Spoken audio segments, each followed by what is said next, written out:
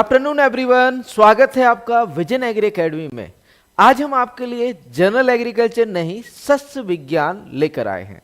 सस्य विज्ञान का आज पहला सेशन है जिसमें आपको 20 क्वेश्चन कराएंगे और पूरा का पूरा आपको एक एक क्वेश्चन के ऑप्शन को बताएंगे। ये आगामी परीक्षाओं या फिर कहें आपका AGTA, IFFCO, IMP, REO, TGT and PGT के लिए या फिर कहें आईबीपीएस, एएफओ आगामी परीक्षाओं के लिए बहुत ही महत्वपूर्ण सेशन रहने वाला है और ये सेशन आपका बाइलिंगुअल रहेगा। शुरू करने से पहले मैं आपको एक चीज बता दूं कि हमारा एक एप्लीकेशन है विजन एग्री एकेडमी के नाम से, जो कि आपको प्ले स्टोर पे मिल जाएगा। साथ में हमारी वेबसाइट है visionagriacademy.in, तो जल्दी से जाइए गूगल पर सर्च कर लीजिए और इस पर आपको डेली 20 फ्री क्विजेस आपको डेली बेसिस पे मिलते हैं हर एक एग्जाम के, ठीक है। और साथ में साथ आप लोगों के लिए एक स्पेशल एग्रीकल्चर वालों की होली ऐसे ही थोड़ी ना होगी, है ना, स्पेशल होली होगी। तो स्पेशल ऑफर आप लोगों के लिए कितना, 75% तक का डिस्काउंट, ठीक है। कूपन कोड क्या लगाना है, HOLI, होली 40। ये कूपन कोड लगाओगे आपको 70% तक का डिस्काउंट मिल जाएगा। वैलिड है 16 मार्च तक ये ऑफर, ठीक है। चलिए सेशन को शुरू करते हैं बढ़िया से। पहला क्वेश्चन बच्चों, पहला क्वेश्चन है आपका IR8 धान की किस्म भारत में कहां से प्रचलन में आई। IR8 धान की भारत में किस्म जो है भारत में कहां से प्रचलन में आई। धान की जो IR8 किस्म है एक कहां से प्रचलन में आई थी। ताइवान से, फिलीपींस, इंडोनेशिया या फिर कहें USA। कहां से आई थी भैया, भारत में कहां से आई थी IR8। तो देखो बच्चों, डेवलप की थी ये Philippines, IRRI, international rice research institute, Philippines Manila ने डेवलप की थी। लेकिन भैया ये फिलीपींस से नहीं आई थी प्रचलन में, ये आई थी ताइवान से। कहां से आई थी बच्चों, ताइवान से आई थी। ताइवान होते हुए भारत आई थी, है ना। राधे राधे भैया जी। मनीला फिलीपींस से नहीं आई, ये आई थी आपकी कहां से बच्चों, ताइवान से। भारत में कहां से प्रचलन में आई, ये पूछा गया है बच्चों। कहां से पूछा गया है, भारत में कहां से प्रचलन में आई। तो भारत में प्रचलन में आई थी ताइवान से, लेकिन ये डेवलप की थी किसने, IRRI फिलीपींस ने। IRI मनीला फिलीपींस ने ये डेवलप की थी। कब डेवलप की थी भैया, 1960 के दशक में। कब बच्चों, 1960 के दशक में IRRI मनीला द्वारा जो है इसे डेवलप किया गया था, 1960 के दशक में। और यह 1965 में रिलीज की गई थी। 1965 में क्या हुई थी, रिलीज हुई थी। जो आपका IR8 है ये पेटा, किसका बच्चों, पेटा और DG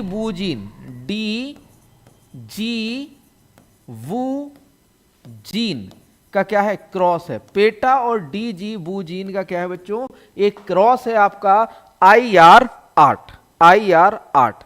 1965 में IRRI द्वारा ये डेवलप की गई थी और एक इसका DG और पेटा का क्या है बच्चों, क्रॉस है, ठीक। एक चीज बता दूं कि IR8 को मिरिकल राइस या फिर कहें विश्व में मिरिकल या फिर कहें चमत्कारी धान के रूप में भी जाना जाता है भैया।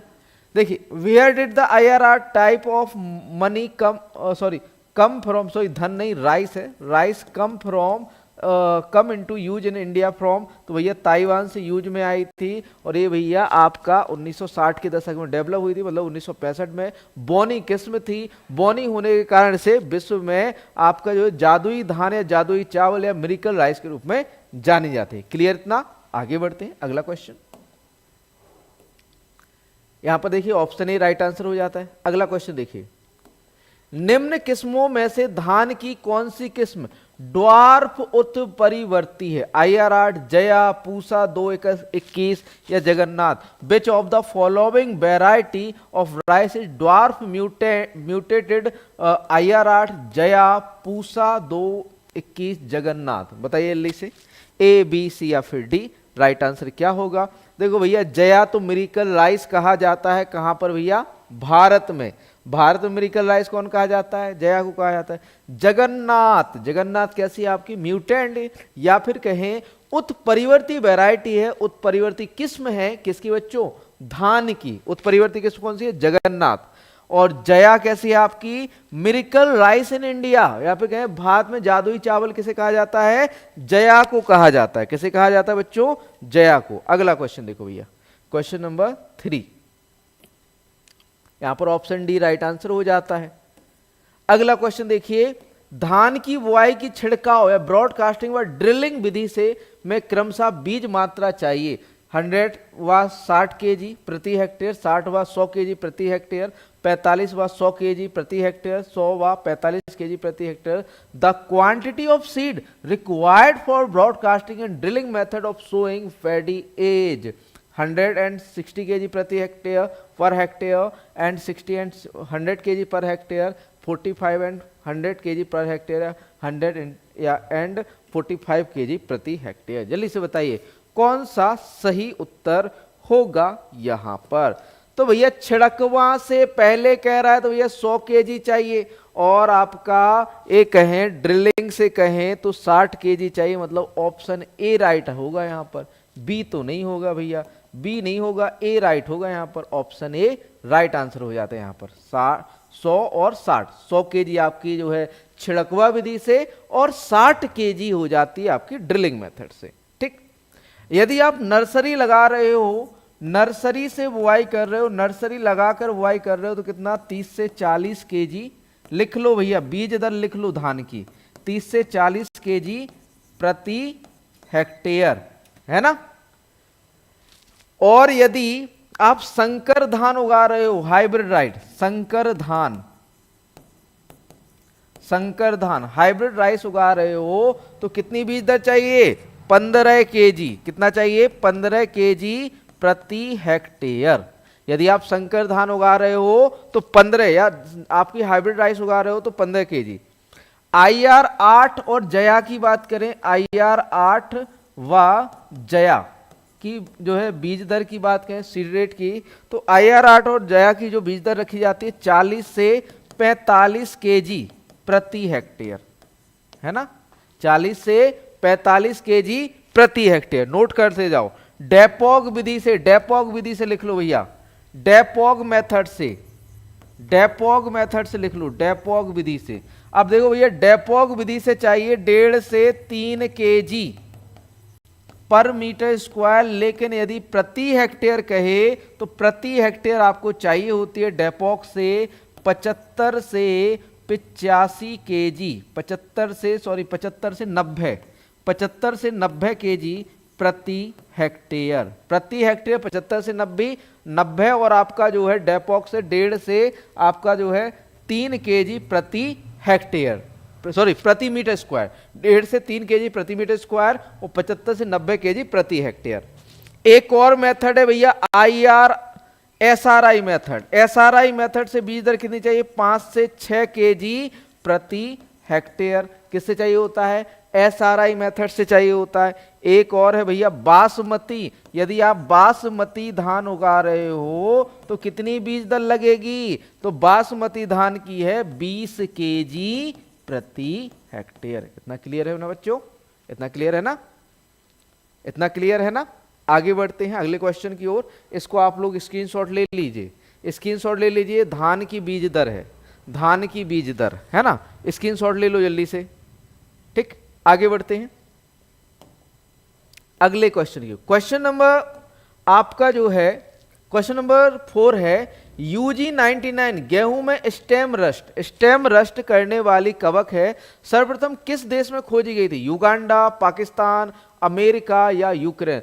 UG99 the fungus that causes stem rust in wheat was first discovered in which country? तो भैया ये कहां पर डेवलप की गई थी? युगांडा में। कहां पर बच्चों खोजी गई थी? युगांडा में खोजी गई थी। कहां पर खोजी गई थी बच्चों? Uganda. Option A right answer हो जाता है यहां पर युगांडा। ठीक, क्या हो जाता है? युगांडा। अगला क्वेश्चन देखिए बच्चों, क्वेश्चन नंबर 5वां है rainfed authority of India. Rainfed authority of India, rainfed authority of India का मुख्यालय है नई दिल्ली में, बीकानेर, हैदराबाद या मुंबई?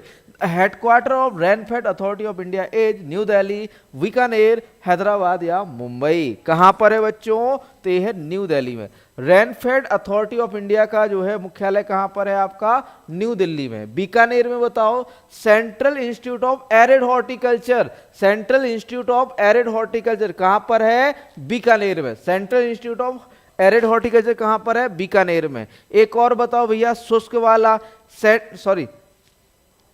आपका काजी, सेंट्रल एरिड जून रिसर्च इंस्टीट्यूट कहां पर है आपका?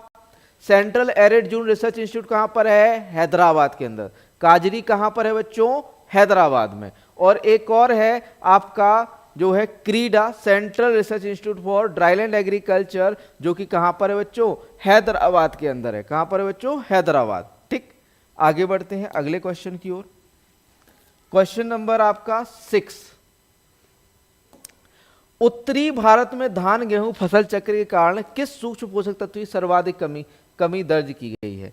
लोहा, जिंक, कॉपर या boron? Which nutrient is most commonly found deficient in to rice wheat cropping system in northern India? Iron, zinc, copper या फिर कहें बोरॉन? तो किसकी कमी देखी गई है बच्चों? जिंक की कमी। किसकी बच्चों? जिंक की। जहां पर धान व गेहूं उगाया जा रहा है वहां पर किसकी कमी देखी गई है? जिंक की कमी देखी गई है। और जहां पूरे भारत में किन पोषक तत्वों की कमी है? जल्दी से बताओ। भारत में जो है ये कहें कि आपकी नाइट्रोजन जो है की कमी पाई जाती है मृदा में। ठीक है, इसलिए नाइट्रोजन हम ज्यादा देते हैं। अगला क्वेश्चन, क्वेश्चन नंबर 7 है, 7वां क्वेश्चन है। क्वेश्चन नंबर 7, जस्ट मिनट रुक जाइए, मोबाइल को एरोप्लेन मोड पे डाल दें, थोड़ा सा कॉल आ रहा था।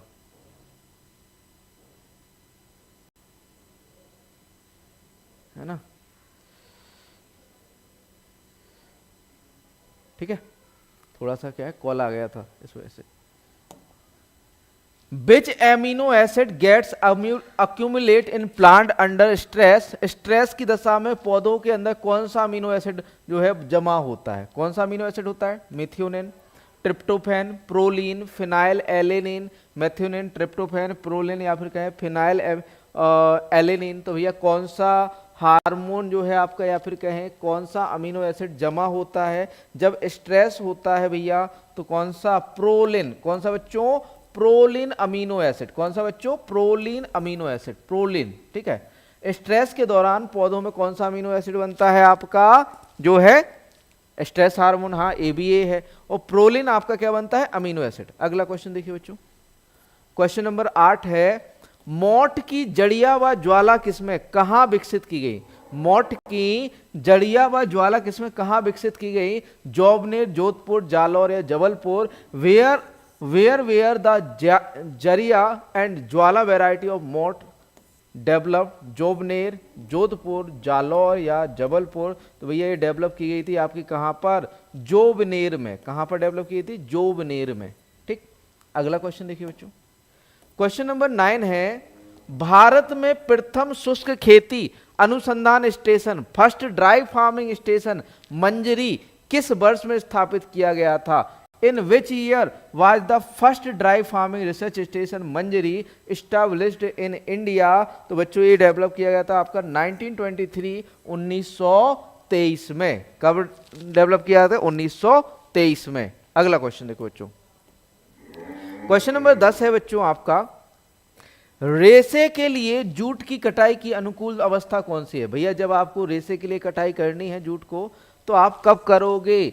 1 महीने की फसल, फूल आने पर, छोटी फली आने पर, फली पकने पर। The optimum stage for harvesting of jute for fibre is 1 month old crop, when the flower is in full bloom, when small pods appear, when the pods are ripe. बताइए राइट आंसर क्या होगा? Right answer क्या होगा? A, B, C या फिर D? तो भैया जब आपका फ्लावर पूरी, ये कहें कि आपके पोर्ट्स क्या होने लगे? अपीयर होने लगे, है ना? क्या होने लगे आपके? जब छोटे छोटे पोर्ट्स या फिर कहें फली अपीयर होने लगे उस समय, या फिर कहें छोटी फली आने पर हम क्या करते हैं, रेशे के लिए जूट की कटाई करते हैं। ऑप्शन सी राइट आंसर होगा, ऑप्शन सी राइट आंसर होगा यहां पर। अगला क्वेश्चन देखिए आप बच्चों, क्वेश्चन नंबर आपका जो है 11 है, सूरजमुखी के तेल में किस प्रक्रिया के कारण दुर्गंध या रेंसिडिटी आती है? रिडक्शन, ऑक्सीडेशन, एस्ट्रिफिकेशन या nitrification. Which process cause rancidity in sunflower oil? Reduction, oxidation, esterification या नाइट्रिफिकेशन। जल्दी से बताइए आंसर क्या होगा यहाँ पर, ए बी सी। तो भैया ऑक्सीडेशन होता है। क्या होता है? दुर्गंध आने का कारण क्या है आपका? सूरजमुखी में दुर्गंध आने का कारण क्या है आपका? ऑक्सीडेशन। ये बताइए कि आपका जो सूरजमुखी का तेल होता है, सूरजमुखी का तेल होता है, उसमें संतृप्त वसा अधिक होती है असंतृप्त वसा? तो भैया आपका जो सूरजमुखी का तेल होता है, जो आपका सूरजमुखी का तेल होता है, उसमें असंतृप्त वसा सर्वाधिक पाई जाती है। कौन सी वसा पाई जाती है बच्चों? असंतृप्त वसा। अगला question, option B right answer हो जाएगा। धान के खेतों में सामान्यतः एक वर्षीय खरपतवार पाया जाता है। एना गैलिस, अर्वेनेसिस, एकाइनोक्लोआ, क्रुसगेली, एमरेंथस, स्पाइनोसस या फ्लेरिस माइनस। कौन सा जो है आपका एक वर्षीय खरपतवार जो है धान में पाया जाता है? The annual weed commonly found in paddy field as Anagallis, arvensis, Echinochloa, crus galli और अमरेंथस, स्पाइनोसस और फ्लेरिस माइनस। कौन सा भैया खरपतवार जो है पाया जाता है आपका किसमें? आपका जो है धान में एक वर्षीय खरपतवार पूछा है भाई, बताओ जल्दी से कौन सा खरपतवार पाया जाता है एक वर्षीय? तो एक वर्षीय खरपतवार कौन सा पाया जाता है आपका? इकोनोक्लोआ क्रुसगेली। कौन सा? इकोनोक्लोआ क्रुसगेली एक वर्षीय खरपतवार पाया जाता है। हाँ, प्यूफा। अगला क्वेश्चन देखो बच्चों, क्वेश्चन नंबर 13 है, पौधे के तने से रेशा, सितल या फाइबर लूजनिंग करने के लिए कहलाती है, क्या करते हैं? प्रक्रिया कहलाती है। The process of loosening fibre from the stem of a plant is called curing, सड़ाना या रेटिंग, गीला करना, वेटिंग या नेटिंग। भैया क्यूरिंग, रेटिंग, वेटिंग या नेटिंग। तो भैया हम रेटिंग करते हैं। जूट के तने को आपके फाइबर या रेशे को ढीला करने के लिए कौन सी प्रक्रिया की जाती है बच्चों? रेटिंग की प्रक्रिया की जाती है। कौन सी बच्चों? Rating. Option B right answer हो जाता है यहां पर। ऑप्शन बी क्या हो जाता है बच्चों? Right answer. ठीक, अगला क्वेश्चन देखिए, संतृप्त मृदा सैचुरेटेड सॉयल में पानी के बहाव का वर्णन किस नियम से किया जाता है? Poiseuille law, Darcy law, Fick's law या ए और बी दोनों। Which law describes the flow of water in saturated soil? Poiseuille law, Darcy law या फिक्स लॉ या बूथ ए एंड बी। तो भैया यहाँ पर राइट आंसर की बात करें तो ऑप्शन डी, मतलब ए और बी दोनों। आपके पॉइस बिले लॉ और आपके डॉर्सी लॉ दोनों का संबंध आपका जो है क्या करता है? वाटर के फ्लो के सैचुरेशन को बताता है। ठीक, या फिर कहें पानी के बहाव के जो है संतृप्त मृदा में पानी के बहाव का वर्णन करता है। कौन सा लॉ आपका? ए और बी दोनों, है ना। आपका जो है पॉइस बिले का लॉ और डॉर्सी का लॉ। अगला क्वेश्चन देखो, क्वेश्चन नंबर 15 है, 15वां प्रश्न देखिए बच्चों। 15वां प्रश्न है, आपेक्षिक खरपतवार रिलेटिव बीड होते हैं खेत में एक ही फसल के पौधे परंतु अलग अलग किस्मों के, खेत में अलग अलग फसलों के पौधे, फसल क्षेत्रफल में मौसमी खरपतवार। उपरोक्त सभी relative weed are plant of the same crop but different variety in a field, plant of different crop in a field, seasonal weeds in the field in the crop area and all of these. जल्दी से बताइए answer क्या होगा इसका? तो भैया plant of different crop in a field, मतलब जैसे मान के चलो कि रबी की फसल में खरीफ की फसलें उगाती हैं तो वो डिफरेंट क्रॉप, मतलब कि एक पौधे एक फसल में दूसरी फसल का उगना क्या कहलाता है? आपका जो है रिलेटिव बीड या फिर कहें आपेक्षिक खरपतवार कहलाता है। आपेक्षित खरपतवार। ठीक, ऑप्शन बी यहां पर राइट आंसर होता है। ठीक, और यदि डिफरेंट वेराइटी उग रही है तो उसे क्या करोगे? Plant of the same crop but different variety, मतलब जैसे मान के चलो C306 में आपकी दूसरी PBW कोई भी वेराइटी आपकी या फिर कहें आपकी C306 में सरवती सनोरा उगा है या सोनालिका में सरवती सनोरा उगा है, तो उसे क्या कहोगे? जल्दी से लिखो कमेंट में, उसे क्या कहोगे? ABCD तो नहीं है, बताइए जल्दी से क्या कहोगे उसे यदि एक ही किस्म के